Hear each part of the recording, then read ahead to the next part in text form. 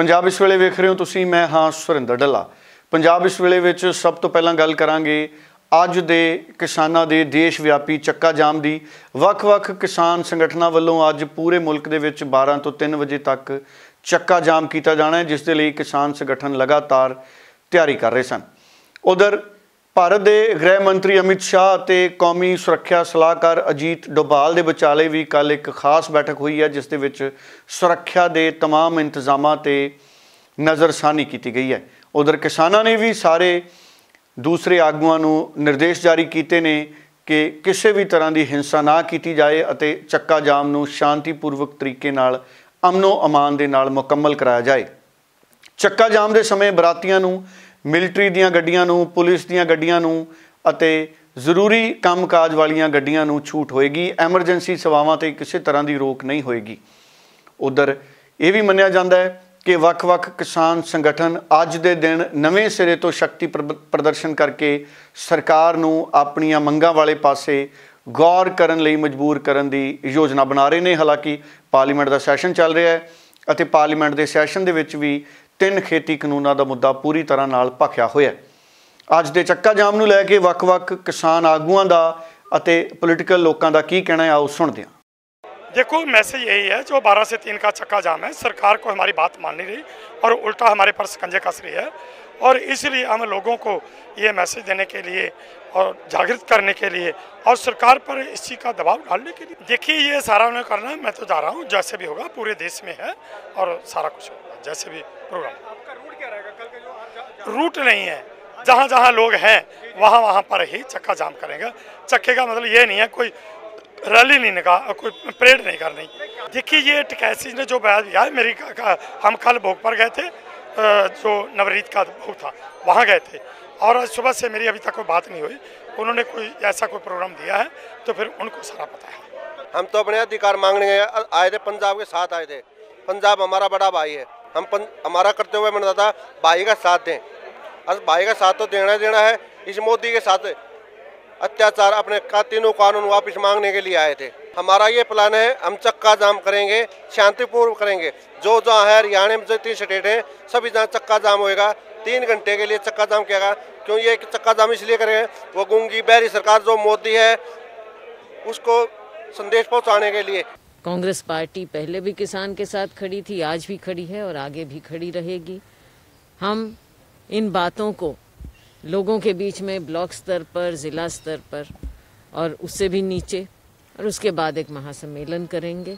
किसानों की जो आंदोलन चल रहा है उसका पूरा समर्थन करना है और 6 तारीख को जो बंद की कॉल दे रखी है वो पार्टी उसका सहयोग करेगी। तो ये जनता जो है अब ये सारी बातों को समझ चुकी है, तो इन सारी बातों के ऊपर हमने चर्चा करी। और दूसरी बात ये है, अहम बात ये है कि जो कल का जो बंद है उसका जो आह्वान हमारे किसान भाइयों ने करा है, उसके पूरी तरह से पूर्ण समर्थन जो है हम कांग्रेस पार्टी की तरफ से देते हैं और हर तरीके से जो है उनकी मदद के लिए हम लोग खड़े। उधर पंजाब के विधायक सुखपाल सिंह खैरा राकेश टकैत के मंच पर पहुंचे और उन्होंने टकैत होरां नूं जफ्फी पाई। सुखपाल खैरा ने इस मौके कहा कि असीं राकेश टकैत का देना नहीं दे सकते। असल दे विच राकेश टकैत होना दे हंझुआं तो बाद एक बार फिर तो किसान अंदोलन दे विच नवीं ताकत उभर के सामने आई, जिस तो बाद वख-वख सियासी लीडर राकेश टकैत दे मंच ते जाना चाहते हैं। सुखपाल खैरा उत्थे पुज गए। इस तो पहला कल हरसिमरत कौर बादल अते शरद पवार दी धी भी उत्थे जाना चाहते सन। इस तो इलावा DMK दी कनी मोजी भी उत्थे जाना चाहते सन, पर उन्होंने दिल्ली पुलिस ने जाण की मंजूरी नहीं दी सी। सुखपाल खैरा ने राकेश टकैत नूं मिलण तो बाद अपनियां भावनावां किवें प्रगट कीतियां, एक बार फिर सुणदे हां। दोस्तों, अज असी गाजीपुर बॉर्डर पहुंचे हैं और राकेश टकैत जी ਅਤੇ ਸਮੂਹ ਭਾਰਤੀ किसान यूनियन जथेबंदियों का समर्थन करने ਲਈ। वो इसलिए कि जिहड़ा 26 के वाक़ियात तो बाद अगर अंदोलन अज खड़ा है इस देश में किसानों का, वो राकेश टकैत जी की बदौलत है।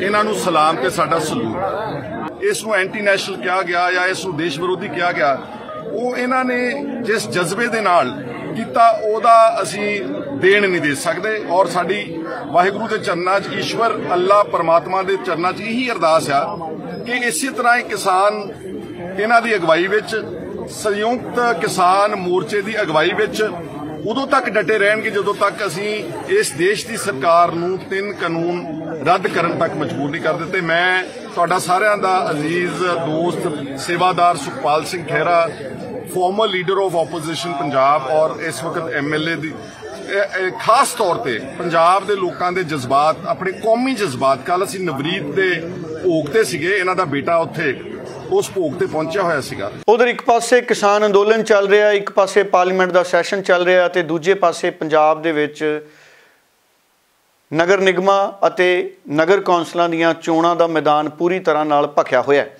ਸੁਖਬੀਰ ਬਾਦਲ ਅਤੇ ਰਾਜਾ ਵੜਿੰਗ ਦੇ ਵਿਚਾਲੇ ਵੀ ਤਿੱਖੀ ਸ਼ਬਦੀ ਜੰਗ ਚੱਲ ਰਹੀ ਹੈ। ਕੁਝ ਦਿਨ ਪਹਿਲਾਂ ਸੁਖਬੀਰ ਬਾਦਲ ਤੇ ਜਲਾਲਾਬਾਦ ਵਿੱਚ ਹਮਲਾ ਵੀ ਹੋਇਆ। ਉਸ ਤੋਂ ਬਾਅਦ ਸੁਖਬੀਰ ਬਾਦਲ ਲਗਾਤਾਰ ਥਾਂ-ਥਾਂ ਚੋਣ ਪ੍ਰਚਾਰ 'ਚ ਰੁੱਝੇ ਨੇ। ਰਾਜਾ ਵੜਿੰਗ ਵੀ ਬਠਿੰਡਾ ਦੇ ਵਿੱਚ ਚੋਣ ਪ੍ਰਚਾਰ ਕਰ ਰਹੇ ਨੇ। ਉਧਰ ਰਾਜਾ ਵੜਿੰਗ ਵੱਲੋਂ ਸੁਖਬੀਰ ਬਾਦਲ ਤੇ ਤਿੱਖੇ ਸਿਆਸੀ ਹਮਲੇ ਕੀਤੇ ਜਾ ਰਹੇ ਨੇ ਅਤੇ ਸੁਖਬੀਰ ਬਾਦਲ ਵੱਲੋਂ ਵੀ ਅਫਸਰਾਂ ਨੂੰ ਤਾਕੀਦ ਕੀਤੀ ਜਾ ਰਹੀ ਹੈ ਕਿ ਤੁਸੀਂ ਸਰਕਾਰ ਦੇ ਦਬਾਅ ਦੇ ਵਿੱਚ ਸਿਆਸੀ ਧੱਕਾ ਨਾ ਕਰੋ। ਇਹਨਾਂ ਬਿਆਨਾਂ ਦੇ ਉੱਤੇ ਹੀ ਕਾਂਗਰਸ ਦੇ ਸੀਨੀਅਰ ਲੀਡਰ ਰਾਜਕੁਮਾਰ ਵੇਰਕਾ ਨੇ ਆਪਣਾ ਪ੍ਰਤੀਕਰਮ ਦਿੱਤਾ ਹੈ। ਸੁਖਬੀਰ ਬਾਦਲ ਜੀ ਮਗੇਰੀ ਲਾਲ ਦੇ ਹਸੀਨ ਸੁਪਨੇ ਦੇਖ ਰਹੇ ਹੈ। ਉਹ ਪਤਾ ਨਹੀਂ ਕਿਹੜੀ ਦੁਨੀਆ 'ਚ ਘੁੰਮ ਰਹੇ ਹੈ। ਉਹ ਕਹਿ ਰਹੇ ਕਿ ਜਦੋਂ 1 ਅਪ੍ਰੈਲ ਆਏਗੀ DSP ਸਾਹਿਬ ਦਾ ਨਾਂ ਲਾਲ ਡੈਰੀ 'ਚ ਲਿਖ ਲਿਓ, ਮੈਂ ਡਿਸਮਿਸ ਕਰ ਦਾਂਗਾ। ਭਾਈ ਪੂਰੇ ਪੰਜਾਬ ਨੇ ਤੁਹਾਨੂੰ ਡਿਸਮਿਸ ਕੀਤਾ ਹੋਇਆ, ਆਪਣੀ ਬਹਾਲੀ ਦਾ ਤੇ ਕਿਤੇ ਆਰਡਰ ਲੈ ਲਓ। ਤੁਸੀਂ ਤੇ ਦੋਸ਼ੀ ਉਹ ਉੱਪਰ ਵਾਲੇ ਘਰ ਦੇ ਵਿੱਚ ਵੀ ਉਹ ਬਾਈਬਲ ਕਲਾਂ ਤੇ ਬਰਗਾੜੀ ਕਾਂਡ 'ਚ ਤੇ ਪੰਜਾਬ ਦੇ ਵੀ ਦੋਸ਼ੀ ਹੋ ਤੇ ਦੋਸ਼ੀ ਨੂੰ ਇੱਥੇ ਹੁਣ ਨਹੀਂ ਬਖਸ਼ਿਆ ਜਾਣਾ। ਭਾਈ ਤੁਸੀਂ ਪੰਜਾਬ ਆ ਜੋ 1 ਅਪ੍ਰੈਲ ਆਉਣੀ ਹੈ ਨਾ, ਤੁਸੀਂ ਕਿਸੇ ਨੂੰ ਕੀ ਡਿਸਮਿਸ ਕਰਨਾ, ਤੁਸੀਂ ਡਬਲ ਡਿਸਮਿਸ ਹੋ ਜਾਣਾ ਤੇ ਪੰਜਾਬ ਛੱਡਣ ਤੇ ਮਜਬੂਰ ਹੋਣਾ ਤੁਸੀਂ। ਉਧਰ ਪੰਜਾਬ, ਹਰਿਆਣਾ, ਉੱਤਰ ਪ੍ਰਦੇਸ਼ ਅਤੇ ਬਿਹਾਰ ਹੀ ਨਹੀਂ, ਰਾਜਸਥਾਨ ਦੇ ਵਿੱਚ ਵੀ ਕਿਸਾਨ ਅੰਦੋਲਨ ਨੂੰ ਲੈ ਕੇ ਕਿਸਾਨ ਆਪਣੀ ਰਣਨੀਤੀ ਘੜ ਰਹੇ ਨੇ। ਇਸੇ ਦਰਮਿਆਨ ਉੱਥੇ ਇੱਕ ਮਹਾ ਪੰਚਾਇਤ ਦਾ ਪ੍ਰਬੰਧ ਕੀਤਾ ਗਿਆ ਜਿਸ ਵਿੱਚ ਖੇਤੀ ਕਾਨੂੰਨਾਂ ਨੂੰ ਲੈ ਕੇ ਖੂਬ ਚਰਚਾ ਹੋਈ। ਇਸੇ ਮਸਲੇ ਤੇ ਸੁਣਦੇ ਹਾਂ राजस्थान ਦੇ ਵਿੱਚ कांग्रेस ਦੇ ਲੀਡਰ सचिन पायलट ਦਾ बयान।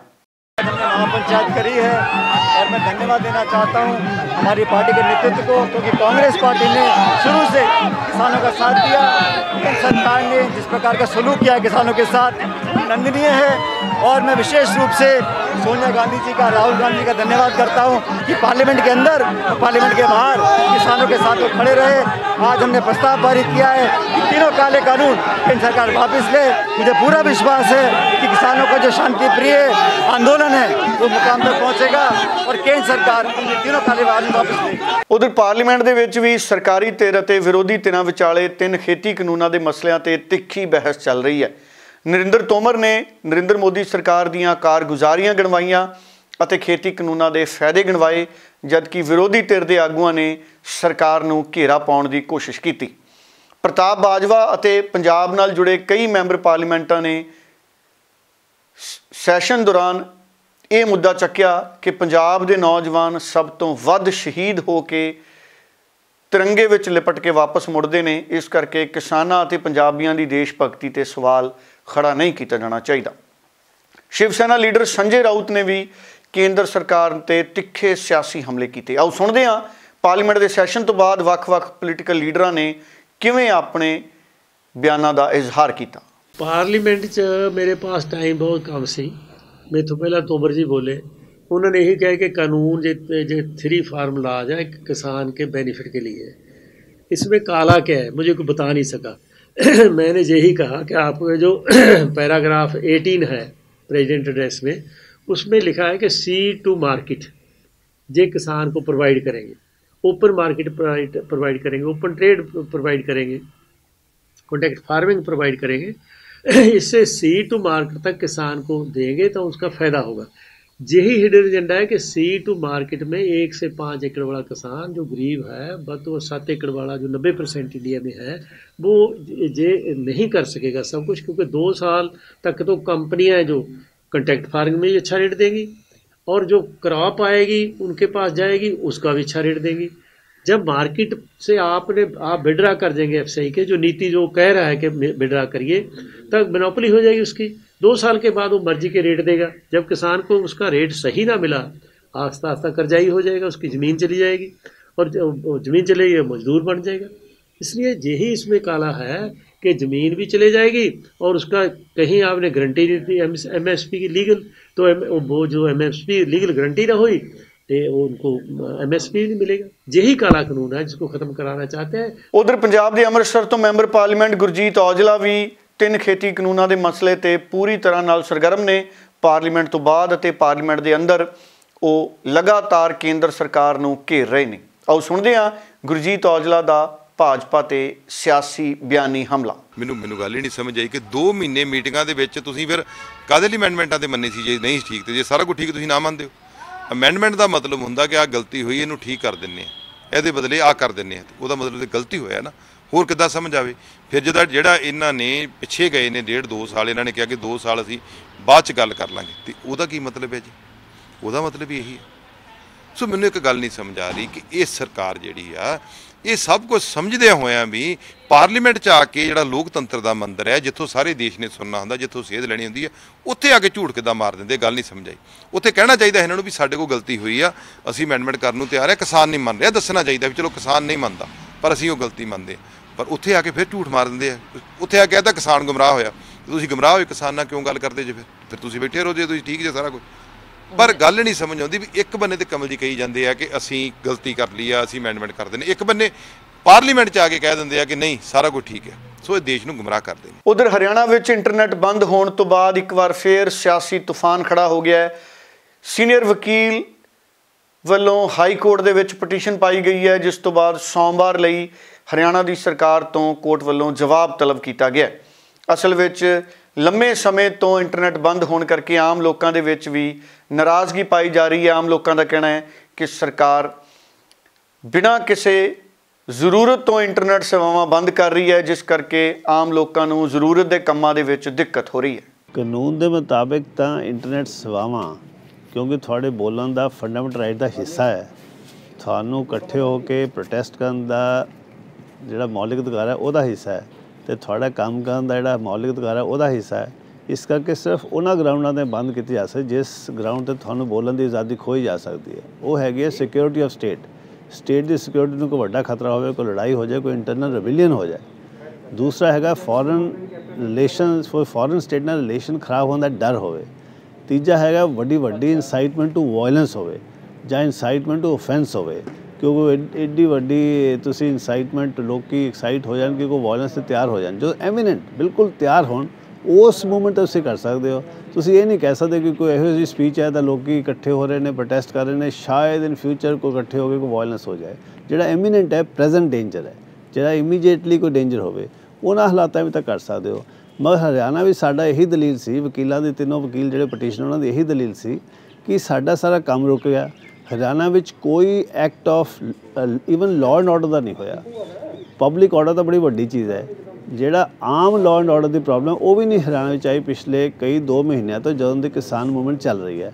ਤੁਸੀਂ ਕਿਸੇ ਮੂਵਮੈਂਟ ਨੂੰ ਵੀਕਨ ਕਰਨ ਲਈ, ਉਹਨੂੰ ਖਤਮ ਕਰਨ ਲਈ, ਉਹਨੂੰ ਅੰਡਰਮਾਈਨ ਕਰਨ ਲਈ ਇੰਟਰਨੈਟ ਨਹੀਂ ਬੰਦ ਕਰ ਸਕਦੇ, ਜਿਸ ਤਰ੍ਹਾਂ ਤੁਸੀਂ ਉਹਨਾਂ ਦਾ ਪਾਣੀ ਨਹੀਂ ਬੰਦ ਕਰ ਸਕਦੇ, ਉਹਨਾਂ ਦਾ ਖੁਰਾਕ ਨਹੀਂ ਬੰਦ ਕਰ ਸਕਦੇ, ਕਿਉਂਕਿ ਜਿਹੜਾ ਫੰਡਾਮੈਂਟਲ ਰਾਈਟ ਹੈ ਉਹਨੂੰ ਤੁਸੀਂ ਸਿਰਫ ਉਹਨਾਂ ਗਰਾਊਂਡਸ 'ਤੇ ਖਤਮ ਕਰ ਸਕਦੇ ਜਿਹੜੇ ਕਿ ਸੰਵਿਧਾਨ ਤੁਹਾਨੂੰ ਇਜਾਜ਼ਤ ਦਿੰਦਾ ਹੈ। ਤਾਂ ਇਹ ਮੁੱਦਾ ਹੋਏਗਾ ਬਹਿਸ ਦਾ ਕਿ ਸਰਕਾਰ ਕਹੇਗੀ ਸਾਨੂੰ ਅਸੀਂ ਕੀਤਾ ਹੈਗਾ ਕਿਉਂਕਿ ਬਹੁਤ ਵੱਡਾ ਖਤਰਾ ਹੈ ਦੇਸ਼ 'ਤੇ, ਅਤੇ ਕਿਸਾਨ ਵੱਲੋਂ ਜਦ ਲਾਇਰਸ ਵੱਲੋਂ ਇਹ ਆਰਗੂਮੈਂਟ ਹੋਏਗੀ ਕਿ ਦੱਸੋ ਕਿੱਥੇ ਹੈ ਖਤਰਾ, ਤੁਹਾਨੂੰ ਅਲਟੀਮੇਟਲੀ ਇਹਦਾ ਕੁਛ ਤਾਂ ਸਬੂਤ ਦੇਣਾ ਪਏਗਾ, ਕੁਛ ਡਾਕੂਮੈਂਟੇਸ਼ਨ ਦੇਣੀ ਪਏਗੀ, ਕੁਛ ਬੇਸਿਸ ਦੇਣੀ ਪਏਗੀ। ਉਧਰ ਖੇਤੀਬਾੜੀ ਮੰਤਰੀ ਨਰਿੰਦਰ ਤੋਮਰ ਨੇ ਪਾਰਲੀਮੈਂਟ ਦੇ ਵਿੱਚ ਵੱਖ-ਵੱਖ ਮਸਲਿਆਂ 'ਤੇ ਆਪਣੀ ਰਾਏ ਰੱਖੀ ਹੈ। ਉਹਨਾਂ ਨੇ ਖੇਤੀ ਕਾਨੂੰਨਾਂ ਦੇ ਮੁੜ ਤੋਂ ਫਾਇਦੇਮੰਦ ਹੋਣ ਦੀ ਗੱਲ ਸਮਝਾਈ ਹੈ। ਉਹਨਾਂ ਕਿਹਾ ਹੈ ਕਿ ਕਿਸਾਨ ਅਗਰ ਇਹਨਾਂ ਖੇਤੀ ਕਾਨੂੰਨਾਂ ਨੂੰ ਸਮਝਣ ਤਾਂ ਆਉਂਦੇ ਸਮੇਂ 'ਚ ਉਹਨਾਂ ਦਾ ਫਾਇਦਾ ਹੋਊਗਾ। ਉਧਰ ਸ਼੍ਰੋਮਣੀ ਅਕਾਲੀ ਦਲ ਨੇ ਇੱਕ ਵਾਰੀ ਫਿਰ ਨਰਿੰਦਰ ਤੋਮਰ ਦੇ ਬਿਆਨ 'ਤੇ ਆਪਣਾ ਪ੍ਰਤੀਕਰਮ ਦਿੱਤਾ ਹੈ। ਮੈਂ ਤੋਮਰ ਸਾਹਿਬ ਨੂੰ ਬੇਨਤੀ ਕਰਦਾ ਕਿ ਤੁਸੀਂ ਇਹ ਦੱਸੋ ਕਿ ਜੇ ਤੁਹਾਡੇ ਬਣਾਏ ਕਾਨੂੰਨ ਇੰਨੇ ਚੰਗੇ ਆ, ਉਹਨੂੰ ਪੰਜਾਬ ਦਾ ਕਿਸਾਨ, ਦੇਸ਼ ਦਾ ਕਿਸਾਨ ਸਵੀਕਾਰ ਕਿਉਂ ਨਹੀਂ ਕਰ ਰਿਹਾ? ਐਡਾ ਵੱਡਾ ਅੰਦੋਲਨ ਇਹਨਾਂ ਬਿੱਲਾਂ ਦੇ ਖਿਲਾਫ ਕਿਉਂ ਜਿਹੜਾ ਇੰਨੇ ਲੰਬੇ ਸਮੇਂ ਤੋਂ ਚੱਲ ਰਿਹਾ? ਤੁਸੀਂ ਕਿਉਂ ਨਹੀਂ ਦੇਸ਼ ਦੀ ਜਨਤਾ ਨੂੰ ਕਨਵਿੰਸ ਕਰ ਪਾਏ ਕਿ ਇਹ ਕਾਨੂੰਨ ਬਹੁਤ ਚੰਗੇ ਹੈ? ਹੁਣ ਤੁਸੀਂ ਆਪਣੇ ਕਾਨੂੰਨਾਂ ਦੀ ਗੱਲ ਛੱਡ ਦਿੱਤੀ ਤੇ ਪੰਜਾਬ ਦੇ ਕਾਨੂੰਨਾਂ ਦੇ ਵਿੱਚ ਨੁਕਸ ਤੁਹਾਨੂੰ ਲੱਭਣ ਲੱਗੇ। ਮੈਂ ਤੁਹਾਨੂੰ ਪੁੱਛਦਾ ਕਿ ਤੁਸੀਂ ਕਹਿੰਦੇ ਹੋ ਕਿ ਪੰਜਾਬ ਦੇ ਕਾਨੂੰਨ ਦੇ ਵਿੱਚ ਜੇਲ੍ਹ ਦੀ ਪ੍ਰੋਵੀਜ਼ਨ, ਪਹਿਲਾਂ ਇਹ ਤਾਂ ਦੱਸੋ ਕਿ 8-10 ਸਾਲਾਂ ਦੇ ਵਿੱਚ ਕਿਸੇ ਇੱਕ ਵੀ ਕਿਸਾਨ ਨੂੰ ਜੇਲ੍ਹ ਹੋਈ? ਲੋਕੀ ਤੁਹਾਡੇ ਤੇ ਭਰੋਸਾ ਨਹੀਂ ਕਰ ਰਹੇ, ਲੋਕੀ ਤੁਹਾਡੇ ਕੰਮ ਕਰਨ ਦੇ ਸਟਾਈਲ ਤੇ ਭਰੋਸਾ ਨਹੀਂ ਕਰ ਰਹੇ, ਲੋਕੀ ਤੁਹਾਡੇ ਫੈਸਲੇ ਲੈਣ ਦੇ ਤਰੀਕੇ ਤੇ ਭਰੋਸਾ ਨਹੀਂ ਕਰ ਰਹੇ। ਤੁਸੀਂ ਉਹਨੂੰ ਸੁਧਾਰੋ, ਨਾ ਕਿ ਦੂਜਿਆਂ ਦੇ ਵਿੱਚ ਨੁਕਸ ਕਰੋ। ਭਾਰਤੀ ਜਨਤਾ ਪਾਰਟੀ ਦਾ ਸਾਥ ਛੱਡਣ ਵਾਲੇ ਮੈਂਬਰ ਪਾਰਲੀਮੈਂਟ ਹਨੂਮਾਨ ਬੈਣੀਪਾਲ ਨੇ ਇੱਕ ਵਾਰ ਮੁੜ ਤੋਂ ਤਿੱਖਾ ਸਿਆਸੀ ਹਮਲਾ ਕੀਤਾ। ਉਹਨਾਂ ਨੇ ਕਿਹਾ ਕਿ ਉਹ ਕਿਸਾਨਾਂ ਦਾ ਸਮर्थन करते रहेंगे ਅਤੇ खेती कानूनों का विरोध करते रहेंगे। ट्रैक्टर मार्च जोरदार तरीके चल रहा है, ऐतिहासिक ट्रैक्टर मार्च है राजस्थान के अंदर। आरएलपी पार्टी जो कर रही है, 30,000 से ज़्यादा ट्रैक्टर इस परेड में भाग ले रहे हैं। राजधानी से लेकर तमाम जो मुख्यालय, बड़े संभाग मुख्यालय, जिला मुख्यालय, वहाँ पे शांतिपूर्वक तरीके से ट्रैक्टर मार्च राष्ट्रीय लोकतांत्रिक पार्टी का जो पहले से हमारा घोषित कार्यक्रम था, और राष्ट्रीय लोकतांत्रिक पार्टी ने इस किसान आंदोलन को शुरू से समर्थन दिया। और इसके लिए मैंने एनडीए भी छोड़ दी और देश का पहला सांसद हूँ जिसने ट्रैक्टर भी 70 किलोमीटर चलाया और सड़क पे भी बैठा हूँ लगातार 40 दिन से। और लोकसभा के अंदर भी चाहे राष्ट्रपति का अभिभाषण हो, चाहे बजट हो, बजट पे जब चल रही हो तब विरोध हो या आज हो, हमेशा हनुमान बेनीवाल किसानों के लिए लोकसभा के अंदर भी विरोध प्रदर्शन, किसान का जो आंदोलन चला उसके लिए विरोध प्रदर्शन हमारा जारी है और आज भी जारी रहेगा विरोध प्रदर्शन। और जो कृषि मंत्री जी ने बयान दिया उसकी मैं निंदा करता हूँ। इस तरह का बयान नहीं देना चाहिए। ये किसान ही है जिन्होंने इनको सत्ता के शिखर पर बिठाया। उधर साबका मैंबर पार्लीमेंट दुपिंदर हुड्डा ने एक बार फिर पार्लीमेंट सैशन दौरान भाजपा ते तिखा सियासी हमला किया। पार्लीमेंट तो बाद उन्होंने कहा कि भारतीय जनता पार्टी 3 खेती कानूनों ते लोगों को गुमराह कर रही है। हालांकि भाजपा लगातार कह रही है कि ये कानून किसानों के फायदे वाले नहीं। बहुत दुर्भाग्यपूर्ण बात है कि आज सदन के अंदर कृषि मंत्री जी ने कांग्रेस पार्टी को निशाने पे लिया, निजी रूप से मेरे को निशाने पे लिया और मुद्दे पे एक नकारात्मक रवैया अपनाया। इस आंदोलन को कोई भी दूसरे अन्यथा रूप में देखना कि एक प्रदेश का आंदोलन बताया, फिर कांग्रेसी बता दिया। इस आंदोलन से जुड़े हुए किसानों का इससे बड़ा तिरस्कार नहीं हो सकता, क्योंकि ये गैर राजनीतिक आंदोलन है। इसका नेतृत्व किसान संगठन कर रहे हैं, इसमें किसान ही शामिल है, किसान ही इसका कप्तान है और किसान ही नायक है।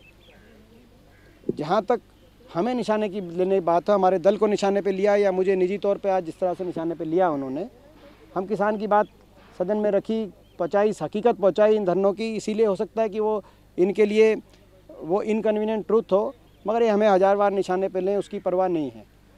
असली बात यह है, मसला यह है कि किसान की समझे, कम से कम किसान की बातें माने।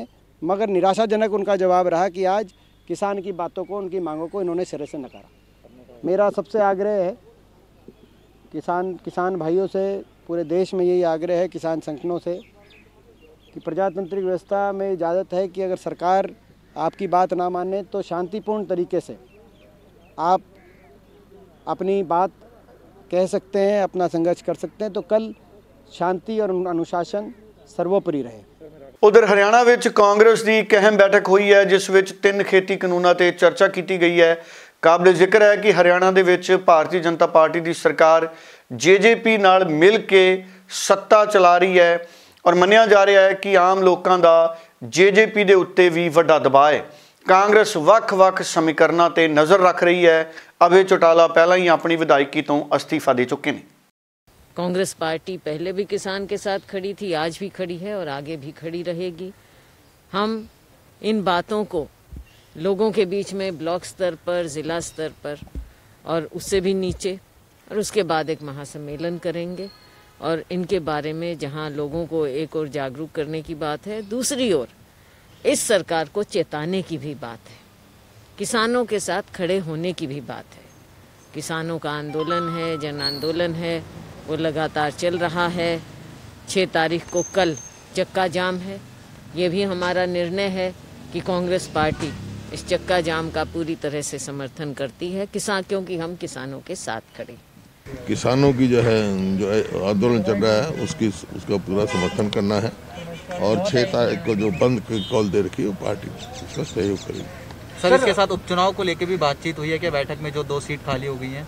नहीं, उसकी कुछ नहीं, वैसे ये तो आम चर्चा थी, लेकिन अभी क्या आगे कुछ सर, नरेंद्र सिंह तोमर साहब ने कहा कि अगर सरकार जो अमेंड कर रही है, करना चाहती है, अगर बिल्कुल, इसका मतलब ये नहीं कि बिल में कुछ खराबी है, कुछ प्रॉब्लम है। आप कैसे देखते हैं सर इसको? ये जो मैंने कहा है, हमारा पार्टी का स्टैंड है, ये कानून वापस लेना चाहिए। जो आगे की रणनीति है, ये जो कृषि बिलों के ख़ास तौर से जो कृषि बिल जो आज जिसे कहा जाए काले कानून, जो आज किसानों को बहुत द्रवित और परेशान कर रहे हैं, उनको समर्थन देने की बात की, आगे की रणनीति की, हमारे क्या किस तरीके के आंदोलन होंगे।